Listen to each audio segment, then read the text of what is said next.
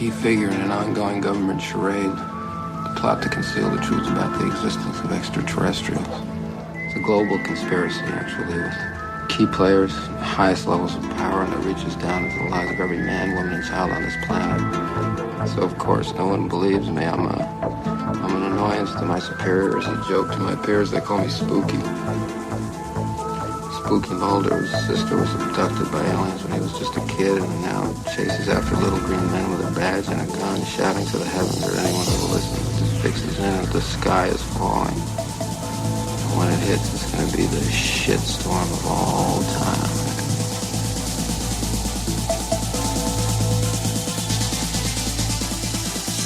Welcome to Now Playing's X-Files retrospective series, hosted by Stuart, Arnie, and Marjorie. What are we doing up here? We will be reviewing X-Files, Fight the Future, and X-Files, I Want to Believe, to find out if the truth really is out there. Virus may be extraterrestrial. Beware, these podcasts are spoiler-filled, so if you can't handle the truth, push stop now. You leave here unprotected, how far will you get?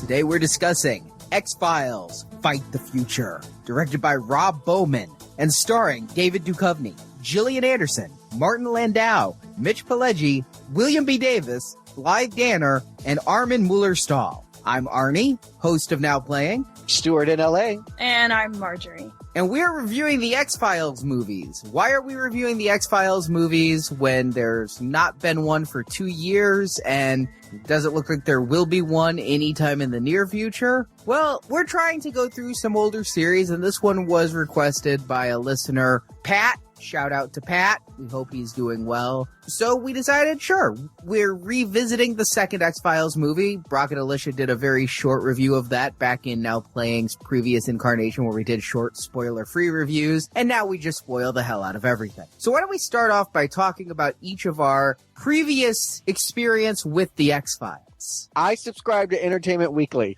That is the only thing I know about the entire series. In the 90s, it was like every fourth cover, it had Duchovny or Gillian or both. It was either that or Buffy the Vampire Slayer. And I never watched either show, but I feel just by osmosis, I know something about both shows because it was always just being discussed. I know that there's alien goo and bees and that Mulder was the believer and that Scully was the cynic. I know little bits and pieces, but did I ever see an episode? I saw part of one episode once involving some hillbillies.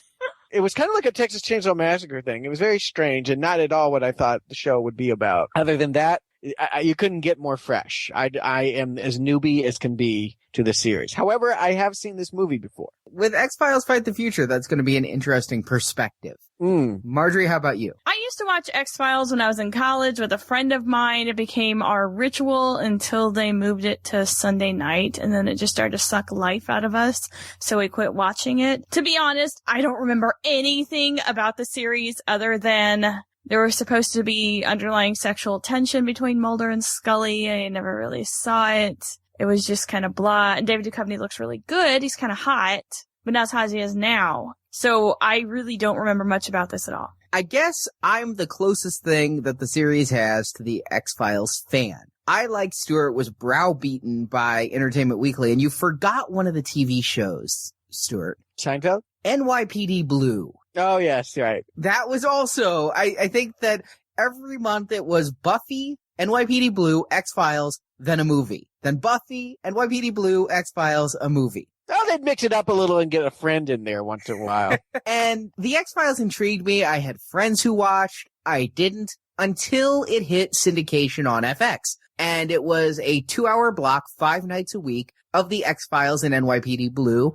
And I dove into both with both feet. So I kind of gorged myself on the X-Files and just couldn't believe how enjoyable it really was. And I was really deep into the mythology, and I became a big X-Files fan. It kind of started to wean a little bit once I'd gotten through the seasons on FX, and I'd been recording the episodes that were airing on Fox so I could catch up there. I bought the X-Files CD-ROM game where you played another FBI agent working with Walter Skinner, and Duchovny and Anderson had cameo appearances there. I would say the zenith of my fandom was around the time of the movie we're discussing today. And wow, was I a fan at that time. They were making action figures.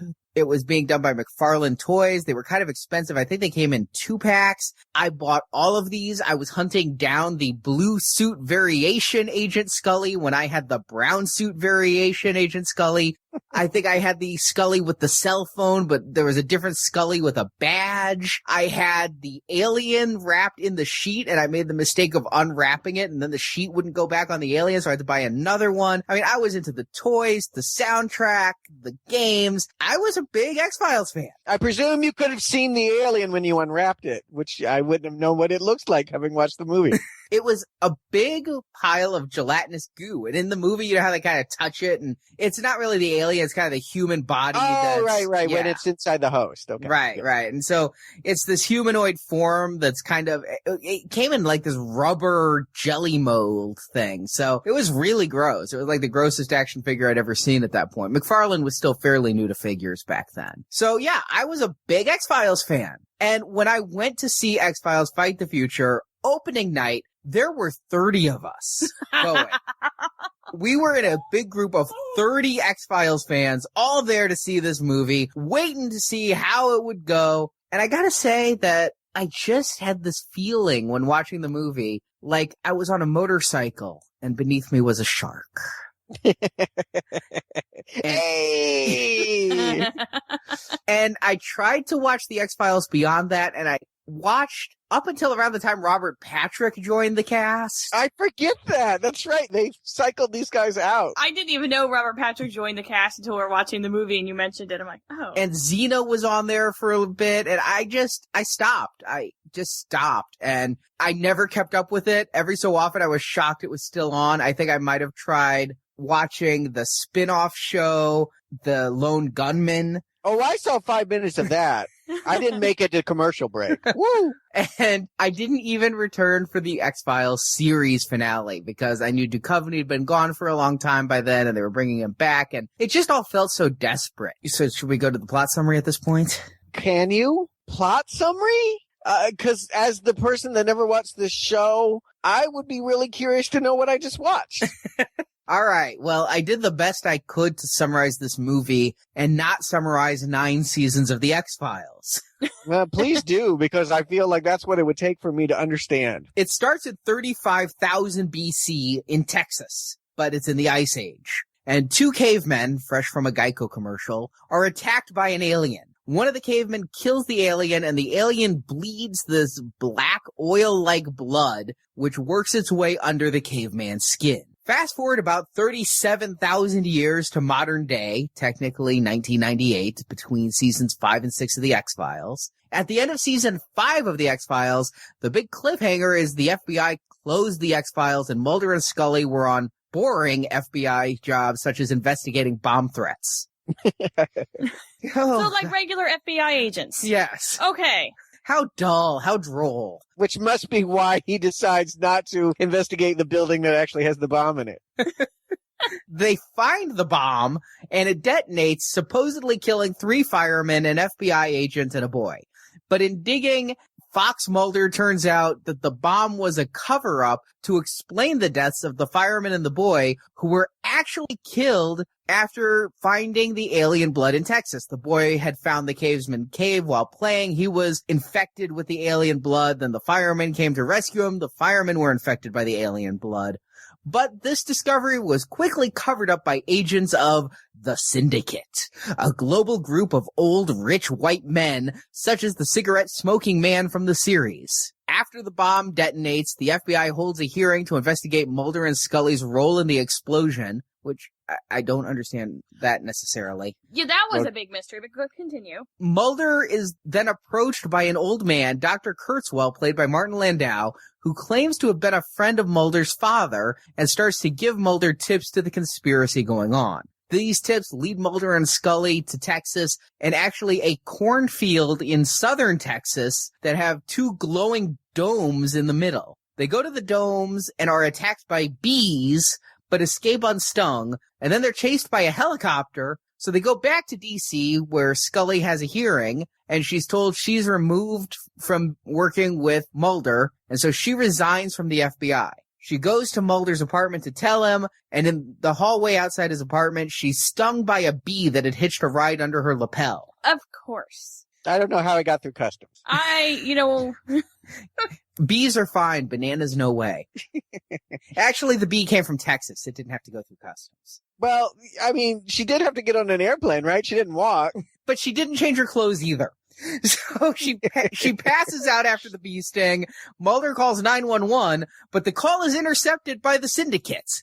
So it's not real paramedics who come, but fake paramedics who take Scully and shoot Mulder in the head. Fortunately, Mulder's fine, and he goes to find Kurtzwell, but instead encounters another old man who's referred to as the well-manicured man. I didn't pay attention to his fingernails.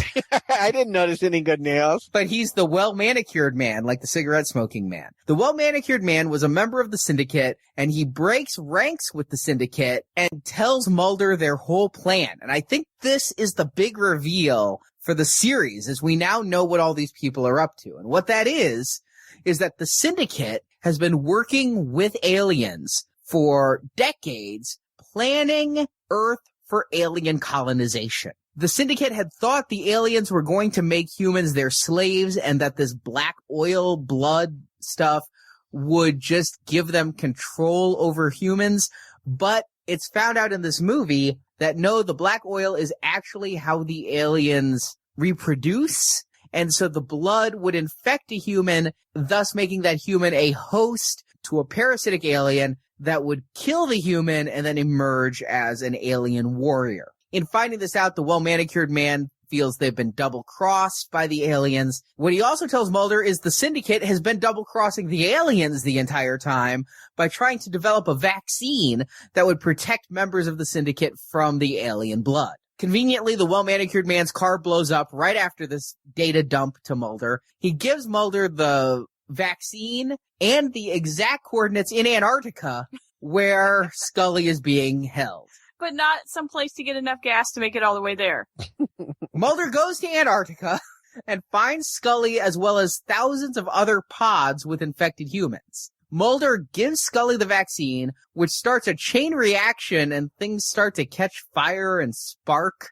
And Mulder and Scully escape, as does the cigarette-smoking man. And on the surface, Scully passes out as Mulder realizes where they were was inside an alien spaceship. The alien spaceship rises from the Earth and goes off into space. Scully and Mulder return to DC with the body of one of the bees that had been carrying the virus. Because I guess the bees were carrying the virus. So you don't just have to step in a puddle of blood. You can also get stung by a bee to get this alien breeding virus. And so the FBI then agrees to reopen the X-Files. And then we get a scene in Tunisia with the cigarette-smoking man and the syndicate in a cornfield in Tunisia with their white domes full of, I assume, alien virus-laden bees continuing their work.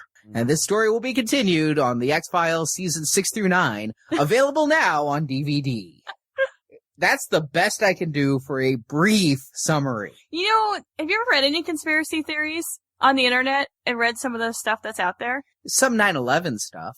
This is all totally plausibly written by one of those loons, because that's how deep and involved and just nutty it is. Here's the thing. We at Now Playing review movies. Now, sometimes movies are based on other things. Here, I almost feel like we're reviewing an NBC movie of the week TV thing. I mean, it reminds me of the Family Ties episode that they all go to Paris or London or something, and it was a 2-hour movie, and it was actually filmed instead of videoed. Was it like when the Facts of Life went to France and then there was the brush? Yes, like that.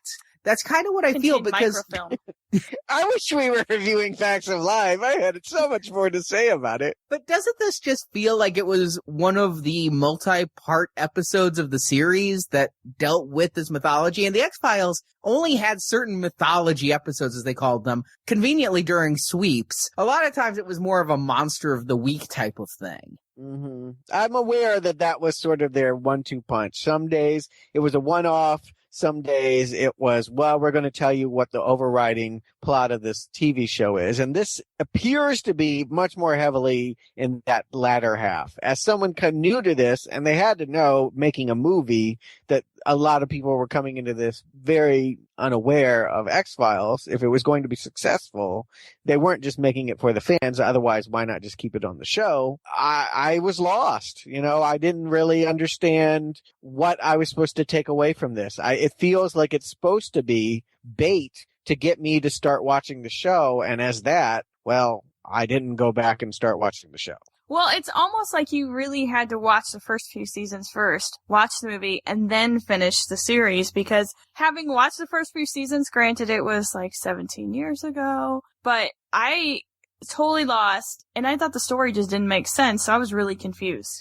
I mean, really, what it seems like is, I read a lot of stories on this, again, as the fan, and I can't tell whether Fox told Chris Carter, you are making a movie because this show's so successful, or if Chris Carter had a story that he didn't have the budget to tell on television. That wouldn't have been this story. Like, there was nothing about this movie that required an enormous amount of special effects. They're here in the movie, but I feel like you wouldn't have had to have done it. You know what I mean? Like, they could have pulled this off on TV with their TV budget. Yeah, usually there's a TV show, and the TV show ends because it gets expensive or whatever, and then they make a movie. And they did that with Sex and the City, and they talked about doing it with Friends, and there's so many cases of that. And then there's, of course, the reboots. We've got Beverly Hillbillies and Dukes of Hazzard and things like that. But are there a lot of instances where a theatrical release goes on during a series? I could only think of 2. Stuart, did you find any? Not unless Star Trek Next Generation was still on when they did that Generations thing. No, they had finished the Next Generation, and Generations came like 1 year after. Well, what's the other one? I must know. All right, I have 2. Okay. The first one I could come up with off the top of my head, it was when we were first discussing this about doing this series, was Batman the movie in the 60s. They did season 1 of Batman, and then they did a theatrical release to promote the series as well, and then went into season 2 of the Batman. The other one I came up with, and this one is probably an odd one to think of, I thought of it later, and it really mirrors this X-Files movie in a lot of ways. Transformers the movie in 1986. Oh, yeah. Because you had the Transformers TV series, and then the movie came along, which changed everything. I mean, it killed Optimus Prime, it killed Megatron, spoiler alert, and then when the series returned, it was a totally new cast. And if you hadn't seen that movie, you'd be confused as hell. That was the closest parallel I could find to this X-Files was Transformers. And like that movie, I never watched the cartoon, but I did see Transformers the movie in theaters with my pen pal in 5th grade. Again, I was confused. The problem is, with this, Stuart, you said that you think the purpose here is to get other people to watch the show. I'm sorry, but if you hadn't seen this show, would this movie make a damn bit of sense? Would you care about anything? Because this is written like an episode. You gotta know who these people are going in. This movie does nothing to make you care about them and their plight and their mystery and their X-Files. And the cigarette-smoking man, who is one of the key members of the syndicate and like the evil guy, he looks a lot like Leonard Cohen to me, but Leonard Cohen with a cigarette is the evil guy from the X-Files. And when he's introduced to the screen, I mean, the music swells and the camera angles are such that you know he's important. But would you know why if you didn't watch the series? I think you'd be lost. Well, I knew that there was a smoking man. I thought he was actually an ally. I thought he was like their deep throat. I thought he actually called them and fed them information. No, that was actually another guy who actually was called Deep Throat. Well, anyway, I don't know that I needed to know any of it because I'm not sure in the end any of it matters. Here's the thing is I've been here before. I didn't watch X-Files, but I watched Twin Peaks. I've seen a couple episodes of Lost. I watched that original BBC Prisoner. I know how these shows work. And it's all based on inference. You don't want to know the mystery. There is no mystery. The whole thrill of it is in the exploration. It's not the big moments where you go, aha, I now know what's going on. It's the inference that just beyond the door in front of you, there'll be all of the answers. And so I know that none of this really matters because in the end, very little transpires. For all of this gobbledygook, for all of this complicated, intricate mystery that spans time from cavemans to honeybees, none of it really matters, because in the end you could have a character named, the pork rind eating man 2 seasons later, and he could say, we made all of that up so that we would trick you into thinking this. And so I just feel like all of this is kind of like, well, I'm just going to call it bunk. It feels like the air came out of the series in this moment. That scene particularly where you describe the well-manicured man in the car telling Duchovny what happened to his sister and what the whole thing was about, to me, I heard air seeping out of the balloon. I felt like it was deflating at that point. That wasn't a good moment where you finally feel rewarded for your 5 seasons of patience. That was, oh my God, this is what it is? I gotta say, I remember going into this movie, I had watched The X-Files in order of airing. I didn't just watch the mythology episodes, because every so often they'd seep it into other episodes too. And I remember being very confused. And when they'd have these big revelations, I had the same problem with Lost. They'd have these big revelations, but they'd be so spread out that you'd forget other things. And I didn't have the benefit of podcasts in the 90s where people could tell me every week what I was supposed to be seeing that week on the X-Files and remind me of the pertinent details like I had for Lost. So I remember being very confused, or they kept going to different things. There were alien bounty hunters and this black oil blood, and all of these things kept coming back, but I wasn't sure how it all fit together. I remember seeing this movie and feeling like there were some inconsistencies, like some things didn't fit. I've done a lot of reading of episode summaries. There's a whole X-Files specific Wikipedia site out there, and it seems like when it all was over, it all made sense. But by the same token, it also seems like Chris Carter was making it up as he went along. He was making it up as he went along. He was making up. I will not listen to. They always are. Every series that's built on a mystery is making it up as they go along. George Lucas was making it up as it goes along. Nobody is sitting there with 200 scripts and going, I have it all worked out. Here's where I'll differ. I truthfully believe with Lost that after season 1, here's what they've said. After season 1, they decided to sit down in the writers together and say, what are we doing with this show? Where's it going? What do we want to have with it? Where's our line? And we're going to make up the scripts as we go along and deal with casting issues as we go along and things. But where's it going? And they decided where it was going and what it was doing and trickled it out. And what happened with Lost, the reason they ended it, was because they realized, okay, we now know our end point. We have X number of stories to tell. Because it's a lot of work to develop a series. And you can spend a lot of money and a lot of time, and it could not even get picked up by the network. So you're not going to write it all out. You're going to write out the idea. You kind of mainly know where you're heading. You know what you want to hit. But all of that gets solved later when you have casting and you find out who's the popular character. And I mean, that's the difference between a movie and a TV series, is that TV series evolve over time and respond to audience reaction, whereas movies get made without anybody knowing how they're going to be perceived. But wasn't X-Files a highly unusual show on for its time? And it was wildly successful because there wasn't anything on like that. And Fox was still a newish network. It was 5 years old or so. Yeah, I mean, but it's still, and no one ever thought it would last anyway. No, and it was thrown on Friday nights, but I mean, I wouldn't say it was revolutionary. Again, Stuart mentioned Twin Peaks. Twin Peaks started what is still happening today on television with Sopranos and Lost and V, God help us. It was the start of trying to take the serial television format and evolve it to something a little bit more. Now, after Twin Peaks crashed and burned, because David Lynch didn't know what it was going on. They freely admitted they never wanted to solve the mystery of who killed Laura Palmer. That was implemented to them by the studio saying, you must wrap this up and quickly.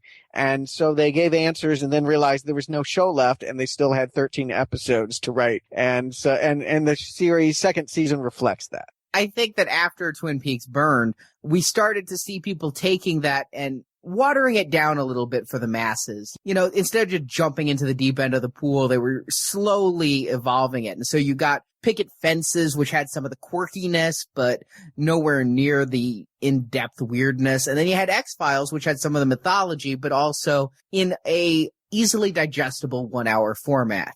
And Northern Exposure for the drama comedy people. Yeah. So I think that it was definitely groundbreaking in certain ways in that it was successful. It went for 9 years, but it wasn't original. See, I never watched any of those shows that you just mentioned. None of them. Well, those mysteries were kind of popular. I remember even Richard Marx. You remember him, right? Yes. Yeah, he put out a series of videos based on his song Hazard, and it was supposed to be some murder mystery where you would learn over the course of the music videos who killed Richard Marx's girlfriend or career or whatever died. I'm not even sure. All right. So that brings us back to the X-Files. And it is, again, I say hard to review this movie as a movie. It just feels like this was a big episode and should have been on during sweeps. But as a movie, I don't feel it worked. I don't feel it worked. I felt there was too much going on, too many characters who didn't have enough to do. And too many of them have no names. Cigarette smoking man, well manicured man.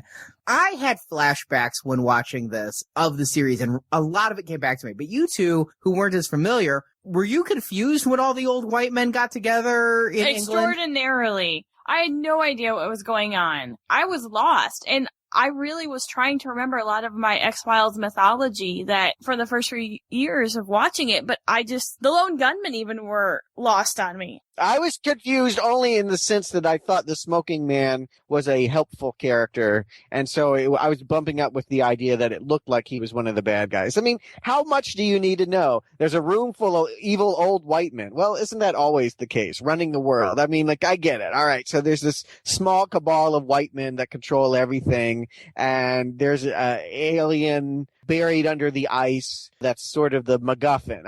That's all that I needed to know. I haven't seen any X-Files, but I have seen Alien. So I figured once we finally get to the body and there's these creatures gestating inside bodies, I'm like, all right, well, I know what this is. I got one question about you guys. So this is the first time we've seen the Alien, and that should have been a big thing for you then, Arnie. I don't know if it is now. What is it? Because I think what I heard them say is it's a virus that doesn't have a body, and when it gets in your body, it takes all of your internal organs and rearranges them into some new form. Like, oh, I'll take a tibia over here and mix it with a liver juice and do a little thing, and I'll pop up and I'll be this reconfigured whatever. That's the alien? No, I believe that it's kind of like the alien from the movie Alien. It gets in your body, in this case through the black blood. And we've seen in the series, though it wasn't made very clear here in the movie, that once you're infected with the black oil, is what it was called in the series before we knew it was alien blood, when you're infected with the black oil, you become like possessed. You're kind of, I don't know, it reminds me of when Harrison Ford drank the black blood in Temple of Doom and then he had to do Amon-Ra's bidding.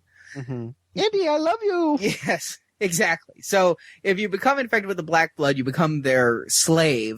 But here we find out now that it has one other step, which is, I think like the original Alien, it becomes parasitic. And yes, it turns your body to mush and it turns your bones soft and it pushes your organs out of the way. So hence rearranging. But it's growing in its original alien form inside of you. I thought Scully said something different. I thought she said it was reconstituting the body, which I thought was weird. And it also made me wonder why the hell there were bones to begin with. That the caveman bones are discovered by the kid that falls in at the beginning of the movie. Why are there even bones left if it ate all of the internal organs? Like, why is there anything left? I guess I'll just have to watch the show to know. You can get the box sets or head to iTunes and download just the mythology episodes. You do think it had an original body? Because it existed before man. So it had to have a body, right? And it's in the opening. What it is, it's an alien virus. The reason it's black is it thrived in petroleum deposits found underground. It's capable of entering humanoids and assuming control of their bodies. I guess it's a chicken or an egg thing. Did it start out being goo and then formed a body when it got hosts?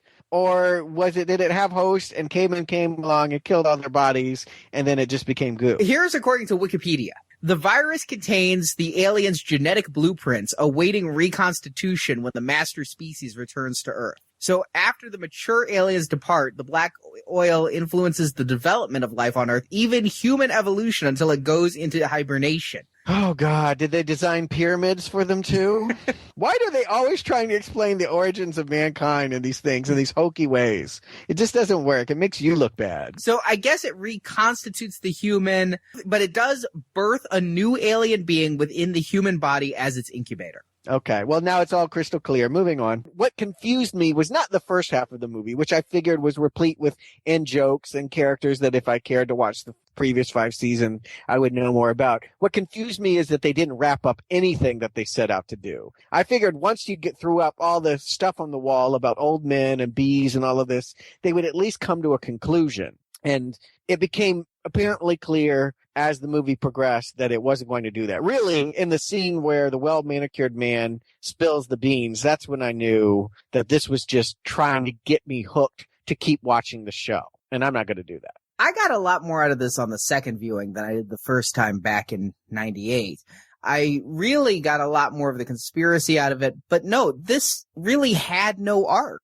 The big climax of the film is Mulder getting on board the alien spacecraft and saving Scully, but Scully didn't get stung until like an hour and 20 in. It was nearly the end. Yeah, so I don't know what the plot of this movie is. If I had to tell you, I summarized the movie. There were bees and there were corn, and then there were some helicopters, and then some aliens. I did kind of like that scene. I am going to say that. Even though I didn't understand what was happening, I did like the whole setup of how they went from the small town with the playground constructed over the hole where the aliens were to chasing the tankers that were on the train and ending up in the cornfield with the bees.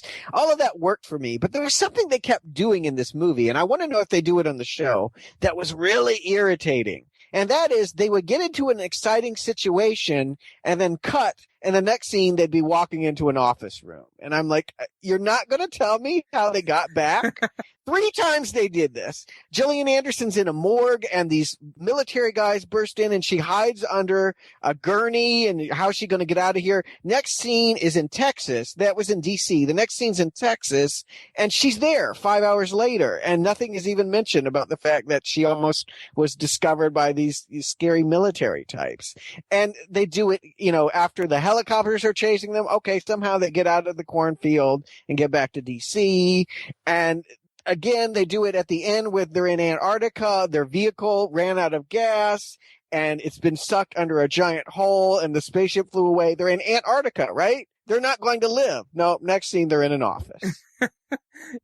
Yeah, because he was out of gas, and I mean, they cannot walk back. I do not accept that. I can believe there are aliens and goo and bees and all of that. I cannot believe they could survive subthermal temperatures for hours. It seemed very warm. Mulder didn't even really want his hood up in Antarctica. I was having Alien versus Predator flashbacks at that point. Oh, there were aliens inside the bodies in Antarctica. I was waiting for the Predator to come down. It was underground. Yeah, well, clearly there is a lot. I don't think I need to spell out too much of the fact that there's a lot of alien here, and they've got nothing on it, on the Ridley Scott movie. But he got his one up because now he knows for a fact that aliens exist, and that was the big thing. But he always believed it. It would have been more impressive if she had seen it and he had. Yeah. I think if that had been the turn of events, I could have seen the movie in this, that she had finally a change in character and finally had come around, and it was no longer about a cynic and a believer fighting, but that they were on the same side in the same belief system. I think that's an acceptable movie. But to have her pass out conveniently as the spaceship flies away was just too much. I remember one of the complaints among us fans back then, though, was she's been doing this for 5 years. They've encountered psychics and telekinetics and fish monsters, and she's still cynical? She's found bodies that are covered in a protein that does not exist on Earth, but she doesn't think that it's alien. How do you rectify that? I don't know. She's gone from skeptic to just head in the sand. Yeah, it didn't work. You go with it because it's a fun way to play off 2 characters, but I really needed to understand that in this movie, she was finally going to come around. Yeah, but much like 2 sitcom characters that finally hook up and fall in love or admit they love each other, if she was no longer a cynic, you wouldn't have a show. Don't they actually in the later seasons play with that? I think I heard in the later seasons, Mulder had amnesia and doesn't believe in the project anymore, and Scully actually becomes the believer. Yes, and then it was canceled. Well, then there's also the seasons where David Duchovny went off to do movies like Evolution, and so Scully was the believer, and then Robert Patrick was the skeptic, and maybe that's it. Maybe that's what it was. Yeah, I knew that they had flipped it a couple times, and I guess that's just what happens when you're running out of gas. But it doesn't seem like a creative move so much as a desperate And move. she really didn't have any movie options, so. But you mentioned sitcom characters who hook up. One of the things that I never understood, ever, I guess it's because it's Hollywood, and anytime you have a male and female character, people want to see them hook up. Here, they tease those people who wanted to see Mulder and Scully hook up by almost having that kiss when she's stung by the bee. I'm sorry, these two have Wait, no... maybe that was a euphemism. She got stung by the bee. Wink, wink. I'm sorry, these two have no romantic chemistry. None. No, I mean, Duchovny doesn't have much chemistry in general, and I realize that's part of his charm, but it's a limited charm. It prevented me, as someone that didn't know the character, from really liking him and supporting him. It's just, he's too cold on the screen, always. Like, it's how do you get invested in him? I don't know. And her, I mean, I get her cynicism more maybe, but I just feel like they're not very interesting to begin with. They have all of this craziness around them and they're so low key. Maybe on the TV show that worked, but in a movie, it's a real problem. I just thought they were blah characters. No, they are blah characters. I remember the TV show. It was never that the characters were endearing. It's just that it was a good, interesting subject with a conspiracy theory. It came out at the dawn of the internet when you could finally see all this stuff online, and the wackies came out with all their conspiracy theories. And this show was like fuel for the fire for that. It really did come out in an interesting time because, the 90s were relatively peaceful. And so, I think we had time to be conspiratorial and reflect on JFK and all of that. The fact that it didn't make it to 9/11 and all of the, I won't call them legitimate, but at least well-founded fears and what was going on behind government doors came forward. The show would have finally had some relevance and was already gone. Well, it did make it to 9/11. I mean, it didn't end until the last episode aired May 19th, 2002. Oh. So just nobody was watching. Right. Who knew? But the movie also, if you go back to think about the 90s and our biggest fears, one thing that we had going on, that was the dawn of those damn Africanized bees that were invading Texas, and everybody was afraid of the killer bees. And aliens, because you had Roswell coming to a head, being a big thing. And again, this all goes back to the internet, where more crazy people have access to more crazy ideas of other crazy people. And that's why they're listening to Now Play. Exactly. I thought it was almost irresponsible. I got to say, the movie starts with a bomb going off. And it's a clear allusion to the Oklahoma City bombing. And I'm glad you saw that too, because I pointed that out, because it was even the same destruction pattern on the building. And I'm Correct. like, wow, that takes some balls to blow up a federal building in a southern state that's very close to Oklahoma, and then use the same pattern of destruction as that building. And to feed it into a plot, not to talk about what domestic terrorism is, but to feed it into some crazy bullshit about alien goo and monsters that will pop out of you. It would not have been acceptable 10 years later. No, even now, I don't think we would accept a movie in which we found out the reason 9/11 happened was that Osama bin Laden was working with aliens. Or that it wasn't even Osama. Yeah. We had a whole bunch, like, that ship full of half-ingested humans needed to die, so they put them in the World Trade Center and crashed a couple planes. And that's what I mean. Like, the 90s felt, like, loose enough that, like, we could actually get crazy. Whereas now, we weren't really scared by it. We could allow our minds to wander in crazy directions. And now I feel like in 2000s, we would not be humored by the idea of finding the hidden reasons why Katrina happened and the oil leaks happened and 9/11 happened was all due to aliens. I guess things have gotten too bad for us to be lighthearted. It only could have happened in the 90s and under Clinton that we could have found this mirthful. I think at any other time it would have been in poor taste. Well, the attitude of the country has greatly changed about stuff like that because, oh, yeah. I mean, with the Oklahoma City bombing and your whole Waco thing around that time too, people weren't as sensitive to those things, because otherwise that movie wouldn't have been able to be made with the explosion in the federal building. But then with 9/11, you can't really even show old movies with explosions near the World Trade Center because people flip out. And a Starbucks got in huge trouble because they had 2 beverages on a poster with dragonflies heading toward them, and people flipped out because they said it was a World Trade Center bombing. So our world has... Did you not hear about that? I can't remember that one. I do remember there was a car dealership. There was some kind of car, and I'm not a car person, but their car was the 911, and they were their ad campaign was "Get ready for the new 911." And I remember me being personally offended when I read that on the back of a bus. I was like, "Oh, that's just terrible." Yeah, I mean, our attitude and feelings have changed. Now, I don't know if there's a difference because 9/11 was by a foreign terrorist versus a homegrown terrorist. I think some of that is exactly that. It's foreign and it's... We can attack ourselves, but don't you attack us. Right. I mean, some of it's foreign, some of it's religious based as well. Like I said, at no other time would we be so flippant about our current events as to spin them into alien conspiracy yarn.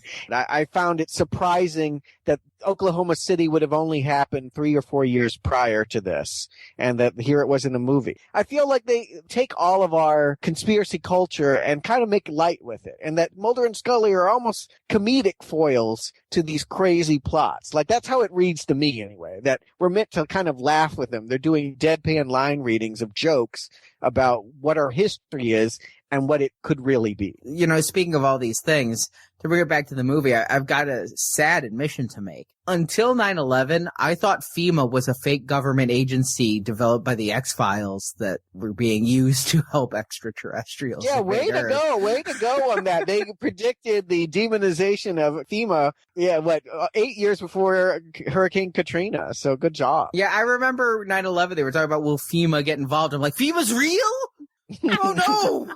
The aliens might have done that. Watching this movie now, you look back and it's like they were so completely wrong on FEMA because they thought FEMA was so organized that it could do an overthrow of the global governments to help with alien colonization. They can't even get water to New Orleans. Yeah, all they had to do was flood something and FEMA would have been lost. Yeah, it clearly they're not as together as they want to present. Or are they? Is it all just a plot and a cover? Yeah, here's the thing that's irritating. I think what's more troublesome than that they make light of Oklahoma City to me is the fact that it doesn't even make sense. All right, you have people infected with an alien virus that are being kept in a building that nobody knows about. And so the way to cover that up is to blow it up. I got the impression they weren't kept in that building. They were put in that building around the same time as the bomb to explain their deaths in an explosion in such a way that you can't find these alien-infested bodies. I think that's exactly right, Arnie. I think what it is they knew they had to dispose of the bodies. They didn't tell anyone that they were dead yet because as far as that town knew, they were just taken away. They were injured. So they had to find a plausible way to have these people die, and having a FEMA investigative office in this federal building and putting those bodies in there and then blowing up the building. Okay, who's upset? Like, I never saw the parents of this kid. I never saw anybody from the town other than 3 boys that got bought off with Schwinn's. You know, like there's nothing. There's not, like, all it took was building a playground for this to be, dusted over. I'm like, I think they could have just died and that was it. Call it the hantavirus. Like, you don't need to blow up a federal building to draw attention away from something that nobody is talking about. Well, not actually draw attention away, but they had to find a way to explain their deaths and dispose of the bodies. And I'm guessing that the bodies have to be burned, first of all, which leads me to think, why couldn't they just burn them in a field and find a different way? It seems like car wreck. Yeah, car wreck, ambulance wrecked, and everybody burned up and died. Yeah. And it never stops Gillian Anderson from pulling out a body anyway and going, it's all covered with an alien protein. Didn't even work. You didn't even burn the body after blowing up an entire building and killing people and having the attention of the world turn to what you didn't want anyone to look at. It's the dumbest cover-up ever. And I just don't understand why Mulder and Scully were being investigated when they're the ones who found the bomb and saved thousands of lives by getting the building evacuated, almost at their own life. Why were they the ones being investigated in this? Because, and they're right, why the hell were they there? The bomb threat was across the street. Why the hell were they there? But then again, I say this is bad protocol. If there's a bomb threat in a building, you get lots of buildings evacuated. Like a 3-block radius. Yeah, exactly. Like the fact that other people were going about their day while the building next door could explode was ridiculous, and the setup is contrived, but I tried to go with it. I hate to be the one to give you this news, but actually I know from emergency management planning for my office. If there's a bomb threat, it's more than likely not a bomb in the building, but a car outside the building with a bomb in it. So you don't even evacuate the building that has the threat until you've had a chance to check, because if you evacuate the building, more people could be hurt outside than in. Anyway, I find it hard to believe that no one else knew what was going on. And why were they being punished for finding the bomb? You know, it might be a great way to think outside the box. Here's a medal. Because you needed a Coke, you found the bomb. At the root, it makes no sense for them to blow up that building. None. Like, if they needed to dispose of those bodies, they didn't even get rid of all the bodies. There's still one body left. I'm like, this is the lamest cover-up ever. You burn all of them except one, except you don't really burn it, and then you let the X-Files get a hold of the bodies. They're asking to be caught. I almost feel like the syndicate can't stand the fact that nobody's onto them, so they leave these very bad things for Mulder and Scully to sniff out. And that's how it was starting to play out. It was really ludicrous. Can we talk about Mulder's sister? Because I feel like, wasn't that a big plot in the series? Like, that was the big motivator for why he needed to believe in aliens, was that his sister had been abducted. Correct. And in this movie, we find out, maybe, quite possibly, the real reason why she was taken. And that is, if my new to the series mind got this correctly, her father actually decided the best way to inoculate her from this potential alien virus was to turn her into a clone. There was something about clones. I wasn't quite following all of that. Okay, so it wasn't just me. I think that's what the man said. I mean, he said a lot in that car, but I think that's what the man said, to which I would say, why doesn't the man love his son enough to do the same damn thing? Why would he not help his son, but go abduct his own daughter to turn her into a clone when there's already a vaccine anyway? I mean, this is why I mean the conspiracies. This is where you start to smell the bullshit coming out of this. Like, you can hide things and abstract them in mystery, but at a certain point when you start revealing things and they don't make any damn sense and they are so counter to logical inquisition, that's when I know I don't need to see anymore. That's why I know I'm not going to join them on season 6, because you're lying to me. You're not telling me a story that's slowly evolving. You're making up bullshit and you're asking me to believe in it. I'm looking up on the wiki right now about his sister. Let's see. And did they ever solve that issue? Yes, I mean, yes, they did. It looks here, the syndicate formed in 1973 to work with the aliens. The aliens decided to take a family member from each main syndicate family as collateral. So Mulder's father discussed it with his wife. The wife was unable to make a choice. He chose Fox, but then the cigarette smoking man made them choose Samantha instead. I'm having a flashback of my own right here. I actually saw this episode where this happened. Samantha was cloned several times. And it also here says that in the 7th season, Mulder eventually discovers the truth about his sister, that she was abducted and various tests were performed on her, and then returned to the smoking man and lived out her life under his supervision, all the while undergoing additional tests. She was unable to bear the testing any longer, so she ran away from home and was eventually admitted to a nearby hospital where she disappeared from her locked room. It's revealed she was taken by spiritual intervention with the help of beings called walk-ins, and Mulder is briefly reunited with Samantha's spirit. Ugh. And if the show had kept going, we would have found out that she actually joined a group of people that lived under the earth and ate, flower roots. I mean, this is just garbage. They're just making it up and spinning something more. If they were going to bring up this thing at all, if you were going to bring up the sister at all, you need to give us the definitive answer there, the end. That's what a movie is. You're giving me the juice. You're giving me what I came to see. You're not telling me lies. I just knew in that scene in the car when that was the whole reason for why his sister disappeared, that she was to be inoculated from alien viruses by being turned into a clone, which doesn't make sense in and of itself. That's also a very poor explanation for why a child would be abducted. And it's not even tightly woven. Like the whole bee under the lapel thing. She went from Dallas to DC. She doesn't change her clothes? You're going into like a big thing that you could determine the course of your job. You don't want to be a little fresh? Yeah. A little arid, extra dry, and that bee's just happy to hang out under her collar for the trip from Dallas to DC. I would have so been better if it had gone with some stranger. Well, here's what I thought. I actually thought the bees were the aliens or part of the virus and that it was hiding. Like it was like, I'm going to wait for the right moment and then get her, which doesn't make any sense either. But I thought the only thing that could make sense as to why this animal would be there for all of that time and never striking her, and then at that moment deciding to strike her. I admit that I thought the bee planned it, and that's why it stung her, because they had just talked about how do we get Mulder off our back? Take away the thing that matters most to him. Yeah. And it was her. So I think the bee, he planned it. And I know that sounds nuts.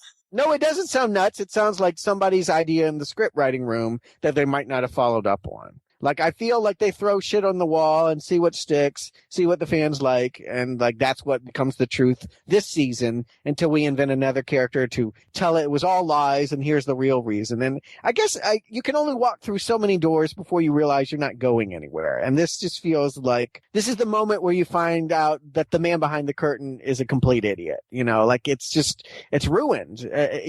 Rather than a big reveal in which we're like, oh, you know, Soylent Green is people, or, you know, we blew it all up, you damn dirty apes, all of that. This is a moment where you realize, oh, I've been wasting my time and I don't need to see any more of this. It's not even plausible. I've seen the Today Show when Ann Curry went to Antarctica. You can't just go to Antarctica.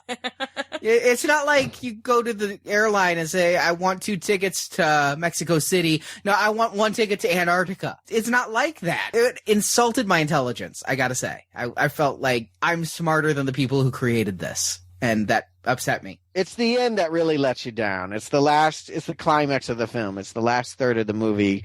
It's the important part. It's the part where you've told us you're going to finally tell us some of the answers to these long burning questions. And they're so bad. They're so implausible. They're so insubstantial. I just feel like, my takeaway would have been, boy, if I had been watching that series, I would have been mad that I wasted so much time. But yet, strangely, this movie has me so enticed now that the series is over, and some of the research I've done about this, it makes me kind of want to go back and go, all right, I'll watch those 209 hours of television and try to figure this out. No, I'm saying no. But that's you, Arnie. I don't think most people are going to have that response. That's you. That's why you're the person that watches, you know, every episode in a series. It's because you always want to know more. You never get to the point where you want to stop so bad. I don't think this movie's going to draw anyone in who's never seen X-Files. And that much makes me wonder if it was a great idea, because the X-Files was a good hit for Fox Network when it was fledgling, but it's not like this show ever had such huge ratings that this movie was going to be astronomical. I guess it was cheap and it made its money back. They made a sequel or another movie, but it just seems like kind of a poor idea. Well, Arnie, they weren't pitching it for masses. We've covered Star Trek on here. It's exactly that. They thought they had Star Trek. They thought they had a cult TV show that rather than canceling it in its prime, we can actually market it to its max in its prime and do movies and dolls and everything. Really mass marketed this whole thing. They thought they had Star Trek, and they thought that they were lucky enough to still have it in production when it had become this cult thing. But it never really did go beyond the cult. No, and the thing is, if you wanted to open it up, you needed to do what Star Trek did and have standalone stories that work. This was so intertwined with the series that you two both are lost as to what you watched. I'm still lost, and I watched the series about who exactly was in the helicopters over the... Do we just all say it's the Syndicate and wash it away like that? I guess so, but if the truth is out there, I would like some told to me. And you know what this would have been a great time to do, in my opinion, if I were writing this movie?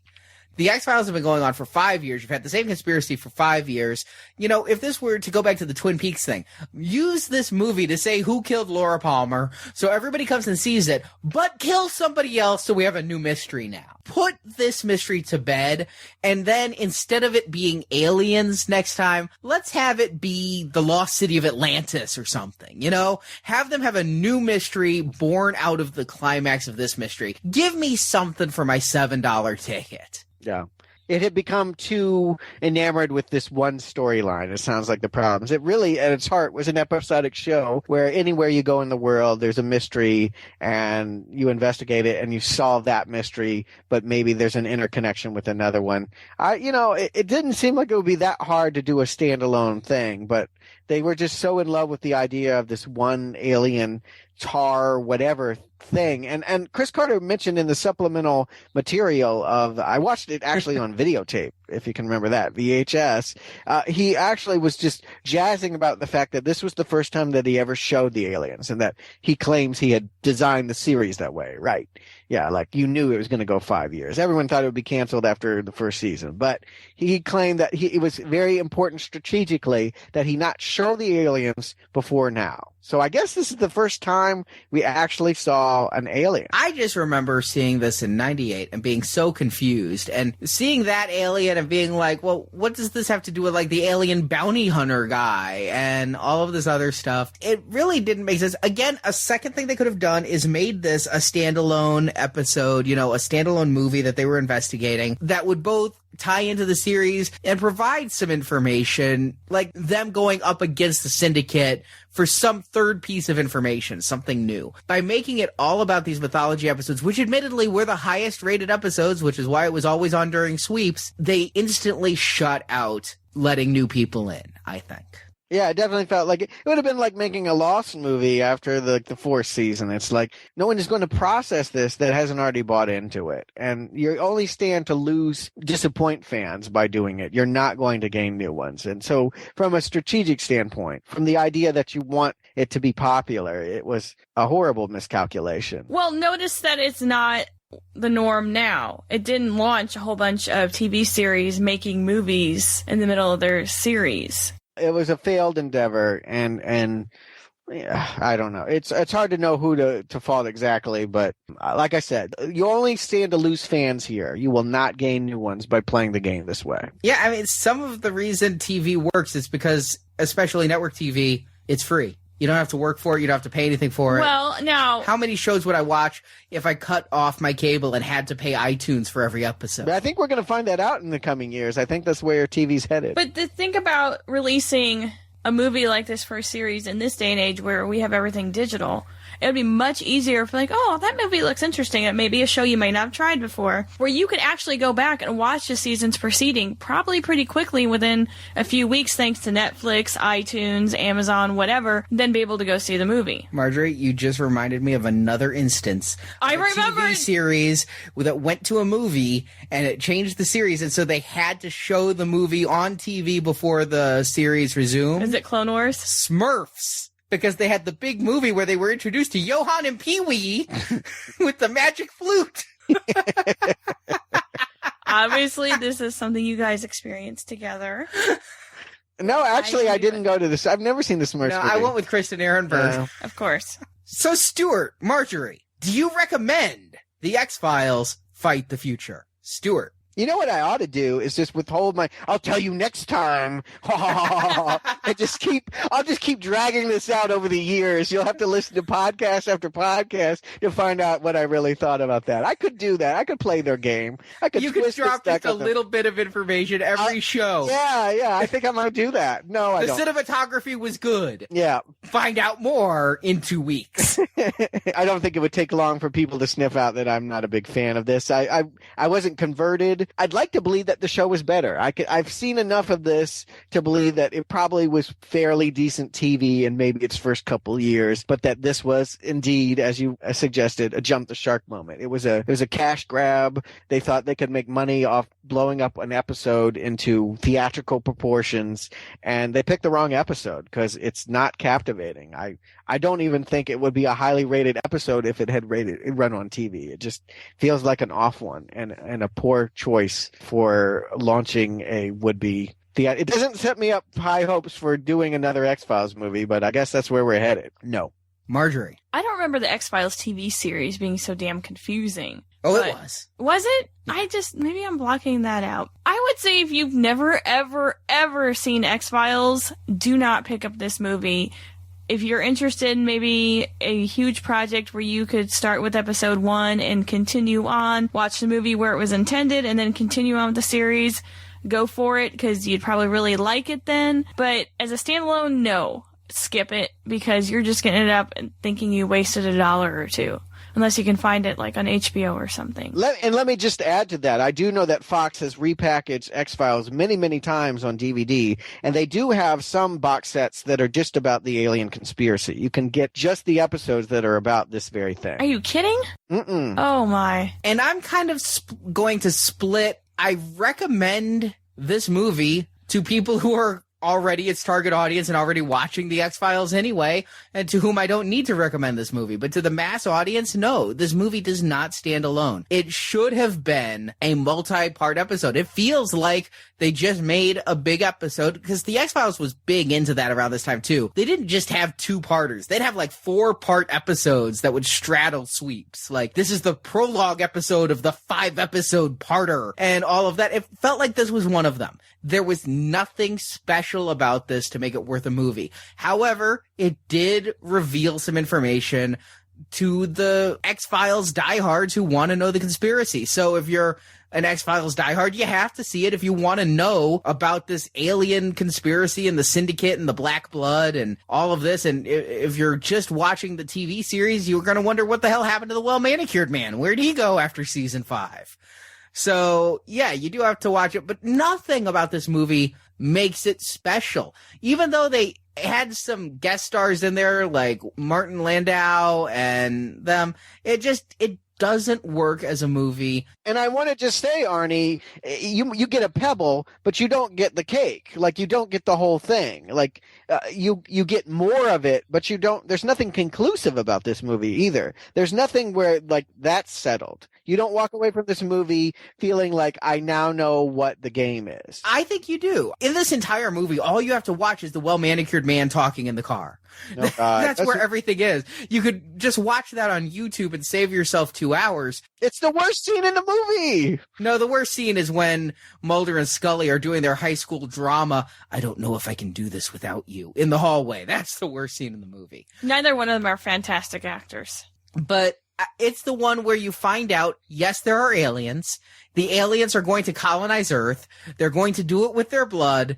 And the syndicate is working with them because the syndicate will be spared. And now Fox Mulder has to stop. That sets the game afoot. I wish the movie had been that conclusive in presenting that information as you did for me. Because when I hear you say that, I go, oh, okay, that's an interesting movie. And then I think about what I just watched and I went, oh, I wouldn't have known that that's what it was about. Yeah, and it's all from that one scene. It really is. But what we watch is a movie about bees and Antarctica and cavemen, and it isn't clear. It just isn't clear. No, I can't recommend this to the masses at large. So no. So Marjorie Stewart, thank you for joining me to discuss the X-Files. Fight the future. And if you enjoyed this episode, please come to nowplayingpodcast.com. You can listen to our other movie retrospective series. In sci-fi, we've done Terminator and Star Trek. In alien-type movies, we've done the entire Predator series, including another movie that visits Antarctica, Alien vs. Predator, and its sequel. We've done Friday the 13th, A Nightmare on Elm Street, Halloween, House of a Thousand Corpses, Martin Scorsese. So you can find it all at nowplayingpodcast.com. And if you enjoyed this series and you want Now Playing to keep coming, please support Now Playing. We have a donate button on our homepage. Donate whatever you feel the show is worth. If it's a penny, you're basically telling us you don't recommend us. So go and donate there, and you can also support us by wearing Now Playing merchandise or buying a camcorder with Now Playing's logo on it, or a clock radio, or a mouse pad. You can find that all at the Now Playing store at nowplayingpodcast.com. You can follow us on Facebook and Twitter, and we do mini reviews of movies we see other than the ones for this series. You can find links to our Facebook and Twitter page at nowplayingpodcast.com. You can find a link to our forums at nowplayingpodcast.com, where you can chat about all of our reviews with other listeners like yourself. Thank you again, guys, for joining me, and we'll be back next time with the X-Files. I want to believe it can be good. Yeah, I want to believe I can understand it at least. We'll hope. I'd be interested to know if any of the threads continue. We'll find out next week.